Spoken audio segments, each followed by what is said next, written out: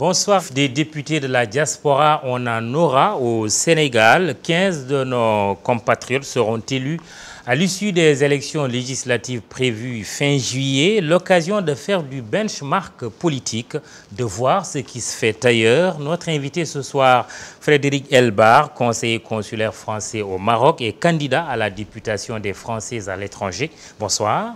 Bonsoir. Vous êtes candidat indépendant dans la 9e circonscription électorale qui couvre 16 pays d'Afrique du Nord et de l'Ouest, dont le Sénégal. C'est pour cela que vous êtes là. Quel est l'enjeu d'une campagne électorale française à Dakar? C'est un assez grand enjeu. En fait, comme vous l'avez dit, les Français ont, eux, uniquement depuis 5 ans, la possibilité d'avoir des députés qui les représentent pour ceux des Français qui vivent à l'étranger. Et effectivement, c'est une grande circonscription, 16 pays. Le candidat que je suis se balade dans cette circonscription pour connaître les Français qui vivent dans ces pays. Et ces Français, ça couvre aussi, je vous le rappelle, les binationaux, naturellement, qui prennent une place de plus en plus prépondérante dans ces Français qui vivent en Afrique. Et pourquoi Dakar? Ah bien, Dakar est incontournable, naturellement, parce qu'il fait partie de ces grands pays où il y a beaucoup d'électeurs français. 20 000 Français vivent au Sénégal. Exactement. Et donc, sur cette circonscription de 16 pays, les pays dans lesquels il y a le plus d'électeurs français sont le Maroc, la Tunisie, la Côte d'Ivoire, le Sénégal. Oui. Et vos thèmes de campagne, la fiscalité, la succession, l'enseignement, bref, vous défendez les intérêts des Français dans leur pays d'accueil. Que vous répondez-vous justement à ceux qui parlent d'une trop grande présence française, surtout d'entreprises françaises en Afrique francophone, notamment le Sénégal? Je réponds que je pense que quand il y a du business, c'est bon pour tout le monde. Et je pense que par contre, le Sénégal n'est pas un terrain acquis pour la France. C'est un pays qui est ouvert à l'international pour toutes les entreprises internationales, de quelque nationalité qu'elles soient. C'est une bonne chose. Alors moi, naturellement, en tant que Français, je vous dirais que j'aimerais voir plus de nos compatriotes investir au Sénégal, parce que ça a toujours été deux pays frères, et qu'en tant que Français, forcément, j'y vois ma petite touche francophone. Mais je pense que la France a un peu trop baissé la garde en Afrique. Elle a toujours considéré que l'Afrique lui était naturellement acquis, ce qui est faux. Et bien évidemment, et je pense que les politiques français, notamment, doivent revoir la conception de l'Afrique. On n'est plus comme il y a 30 ans ou comme il y a 40 ans. Et ça, les étrangers, les Américains, les Japonais, les Chinois, que sais-je, lorsqu'ils viennent en Afrique, lorsqu'ils viennent au Sénégal, ne rappellent pas toujours aux Sénégalais quelles ont été leurs origines et quelle a été leur histoire. Ils viennent simplement parler business. Et retrouvons au contraire justement cette vision purement business. Peut-être que les entreprises françaises y verront plus clair. Justement, des personnalités politiques françaises ont beaucoup séjourné dernièrement au Sénégal. Il y a presque une sorte de chassé-croisé. Vous êtes candidat indépendant, c'est vrai, vous avez cette particularité-là. Il n'en reste pas moins que la classe politique française s'intéresse à l'Afrique. Et qu'est-ce que vous en pensez? C'est une bonne chose ou vous pensez que c'est une sorte de continuation de ce qu'on a appelé le paternalisme français? Il me semble malheureusement que pour une partie des politiques français, ça reste encore cette approche, cette vieille approche de la France-Afrique, comme on l'appelle. Et je pense qu'au contraire, il faut maintenant avoir une vision probablement différente de la chose. Alors, ils viennent également en Afrique parce que c'est également une forme de reconnaissance. Ils passent quand même dans des pays francophones, des pays qui ont toujours été amis, des pays dans lesquels la France a toujours été présente. C'est pour aller chercher une reconnaissance, mais c'est également pour aller chercher une reconnaissance de la part de leurs électeurs qui se situent en France, qui sont originaires de ces pays. C'est aussi ça, il ne faut pas l'oublier. Et quelle est votre vision, vous? Elle est différente de celle des politiciens?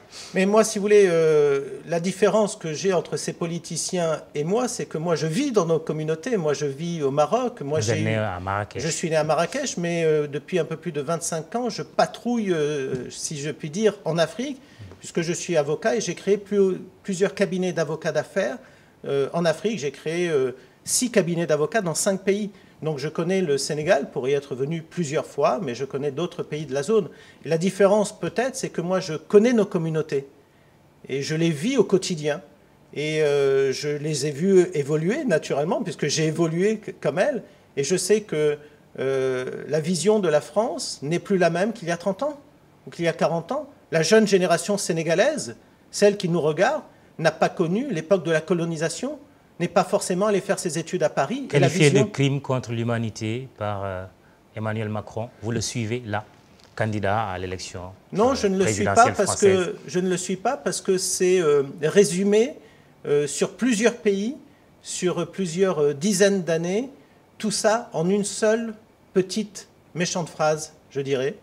Et je ne pense pas qu'on puisse qualifier de crime contre l'humanité toute la présence française sur toute l'Afrique. Bien évidemment qu'il y a eu des tragédies, bien évidemment qu'il y a eu des guerres, de colonisation, de la torture, oui. Je vous le rappelle. Et des millions de morts. Et des millions de morts. Ce n'est pas un crime contre l'humanité?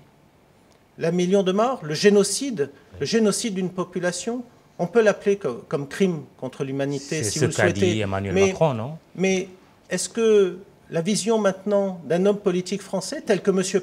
Macron, qui représente l'avenir de la France, puisque c'est ainsi qu'il le porte quelque part, de par son jeune âge, de par le fait que ce soit un candidat indépendant, notamment, est-ce que c'est revenir sur l'Afrique et revenir à nouveau sur cela pourquoi le fait-il, à votre avis, véritablement? Je vous renvoie la question. Alors pourquoi il le fait? Je vais vous le dire, à mon sens, à mon humble sens. S'il le fait, c'est pour se raccrocher une partie d'un électorat français, notamment algérien, puisque lorsqu'il prononce ça, il le prononce en Algérie, pour essayer de le raccrocher au niveau de son électorat.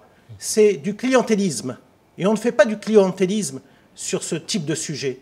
Et si on doit essayer de faire quelque chose pour rapprocher les peuples, les populations, et les populations notamment d'origine immigrée en France, sur lesquelles nous avons tellement de problèmes, avec tellement de risques, on ne va pas mettre le feu. On essaye au contraire d'avoir des messages d'ouverture, d'espérance.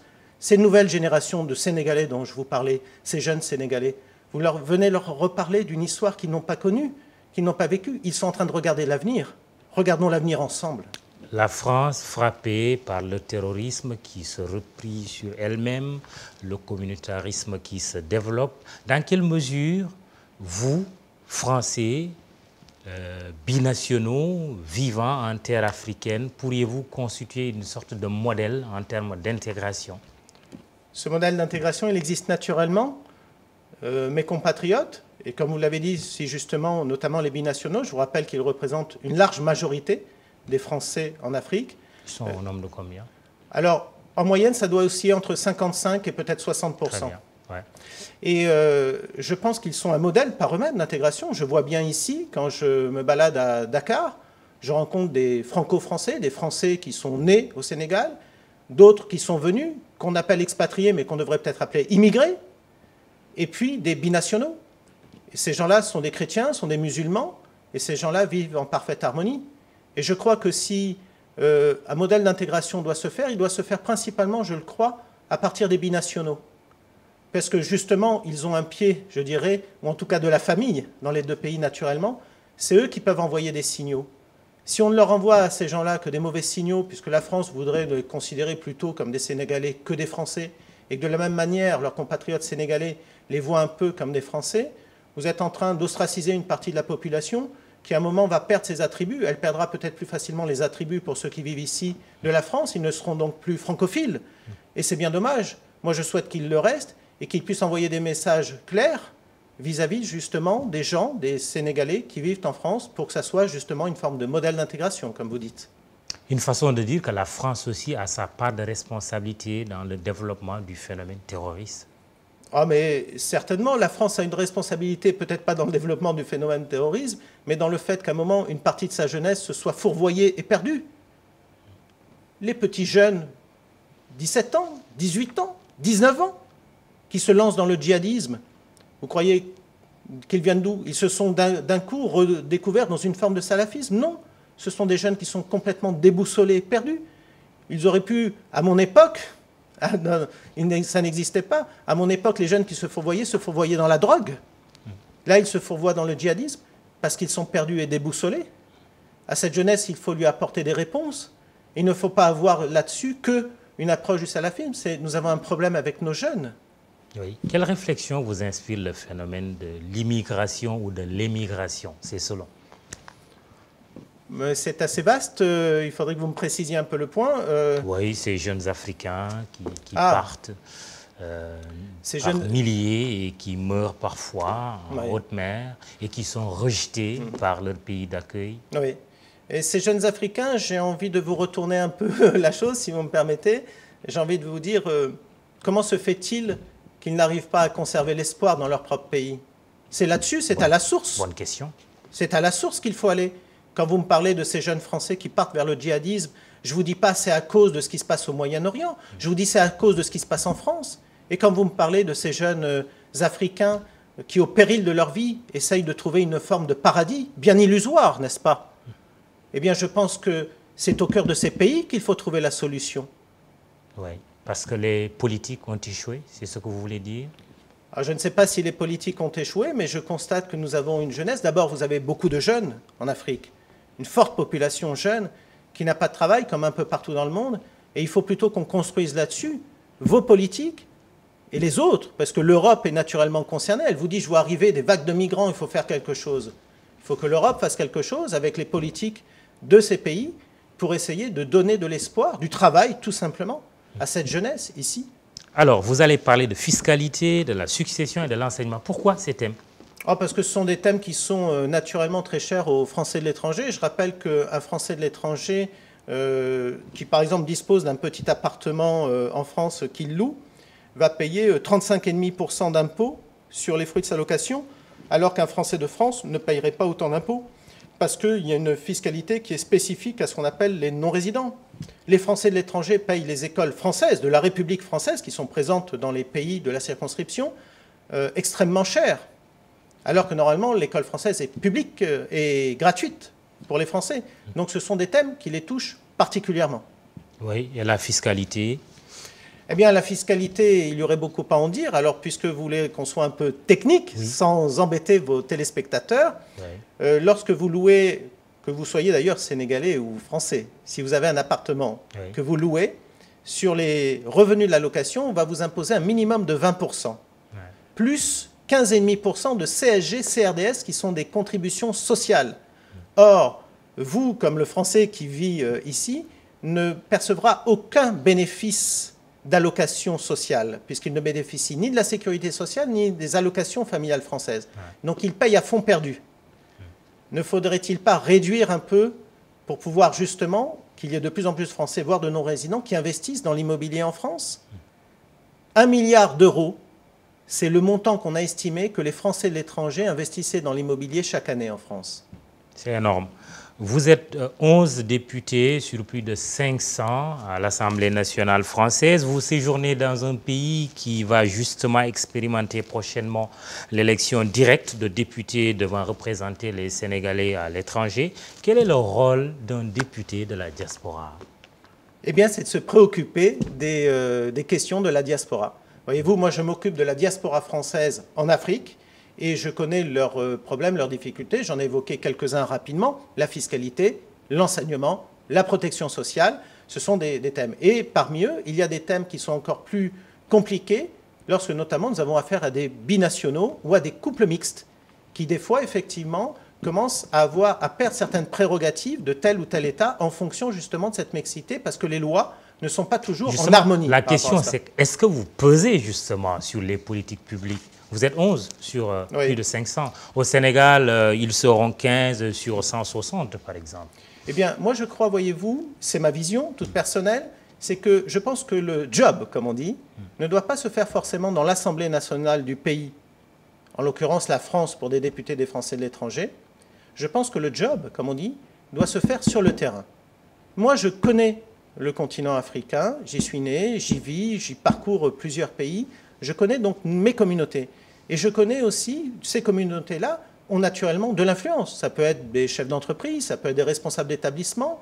Si ce sont des binationaux, ils ont naturellement des connexions. Et on peut avoir des connexions avec le pays concerné. Pour essayer d'être un lien, non seulement entre les deux pays, mais peut-être aussi entre les deux gouvernements. Pour moi, ce type de député devrait ressembler à des sortes de grands ambassadeurs itinérants pour la cause des populations. Justement, une sorte de connexion entre vous, députés qui vivez à l'étranger pour votre pays, et ces députés qui vivent en France ou ailleurs, en Amérique, en Asie, pour le Sénégal, par exemple. Oui. Il peut y avoir des plages de convergence. Ah, ça serait fantastique. Ouais. Ça serait une très bonne chose. Parce que voyez-vous, Bon, je vous file l'idée et c'est gratuit. Merci beaucoup, merci beaucoup. Oui. Mais je pense que vos collègues sénégalais apprécieront également que vous nous ayez soumis cette idée. Parce que je pense, si vous me permettez, que la politique ne doit plus être laissée simplement à un certain nombre d'apparatchiks. Je parle principalement, bien évidemment, de la France et vous voyez bien ce qu'il s'y passe. La politique doit revenir au peuple. N'oublions pas la démocratie. Dernière chose, l'élection présidentielle en France, le premier tour est prévu au mois d'avril. Sur fond d'inculpation de François Fillon, candidat des Républicains, il avait dit, si je suis mis en examen, j'y renonce. Ben là, il maintient sa candidature. Votre commentaire sur cette élection en France? Que M. Fillon a une très mauvaise équipe de communication. Ouais. Vous savez, la il politique... avait dit, imaginez De Gaulle mis en examen, faisant allusion à Sarkozy. Oui. Moi, je crois que, si vous voulez, on est beaucoup sur de la communication et du marketing. De plus en plus dans les élections, quelles qu'elles soient. Voyons Trump, par exemple, aux États-Unis. Voyons maintenant la France. Voyons le phénomène Macron. Nous sommes beaucoup sur du marketing. Également, il faut y prêter attention. Marine Le Pen, qui est devant, selon tous les sondages. Et je pense qu'il faut raison garder, comme disait l'autre, c'est-à-dire essayons d'oublier l'approche marketing, recentrons-nous sur ce qui est l'essentiel pour un pays. Et vous pensez que la France pourrait basculer du côté de Macron ou de Marine Le Pen à la prochaine élection? Vous savez, de nos jours, plus personne n'ose faire un pronostic en politique. Hein. Vous avez un candidat? Non, je n'ai pas de candidat en particulier. Je suis comme beaucoup de Français. Les cartes ont été redistribuées pour la première fois. Auparavant, on savait qu'un gars qui était à gauche allait voter à gauche, un gars qui était à droite votait à droite. Et maintenant, les cartes sont en train de redistribuer et nous voyons et nous vivons cette campagne jour par jour, heure par heure. C'est un véritable feuilleton, cette campagne. Merci. Vous vous appelez Frédéric Elbar, candidat indépendant à la députation en France au nom des Sénégalais, des Français à l'étranger. C'est fini pour ce soir. Rendez-vous avec Antoine Diouf. Excellente soirée.